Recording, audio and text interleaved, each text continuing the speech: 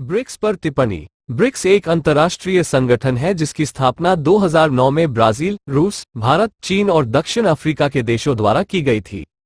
इस संगठन का उद्देश्य सदस्य देशों के बीच आर्थिक सहयोग और विकास को बढ़ावा देना है। ब्रिक्स ने अंतर्राष्ट्रीय राजनीति में एक महत्वपूर्ण भूमिका निभाई है। इस संगठन ने वैश्विक व्यवस्था में एक नए शक्ति संतुलन को जन्म दिया है। ब्रिक्स के सदस्य देश अब वैश्विक अर्थव्यवस्था में प्रमुख खिलाड़ी हैं। ब्रिक्स के कुछ प्रमुख उपलब्धियां निम्नलिखित हैं। सदस्य देशों के बीच व्यापार और निवेश को बढ़ावा दिया गया है। सदस्य देशों के बीच तकनीकी और वैज्ञानिक सहयोग को बढ़ावा दिया गया है। सदस्य देशों के बीच सांस्कृतिक और लोगों के बीच संपर्क को बढ़ावा दिया गया है। ब्रिक्स के कुछ चुनौतियां निम्नलिखित हैं। सदस्य देशों के बीच राजनीतिक और आर्थिक मतभेद हैं। सदस्य देशों को एकजुट होकर कार्य करने में कठिनाई होती है।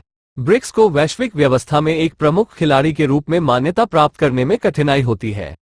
कुल मिलाकर ब्रिक्स एक महत्वपूर्ण अंतर्राष्ट्रीय संगठन है जिसने अंतर्राष्ट्रीय राजनीति में एक महत्वपूर्ण बदलाव लाया है। इस संगठन के भविष्य को लेकर आशावादी उम्मीदें हैं। ब्रिक्स के भविष्य के लिए कुछ सुझाव। सदस्य देशों को अपने राजनीतिक और आर्थिक मतभेदों को सुलझाने के लिए प्रयास करने चाहिए। सदस्य देशों को एकजुट होकर कार्य करने के लिए मजबूत संस्थानों का निर्माण करना चाहिए। ब्रिक्स को वैश्विक व्यवस्था में एक प्रमुख खिलाड़ी के रूप में अपनी स्थिति को मजबूत करने के लिए प्रयास करने चाहिए।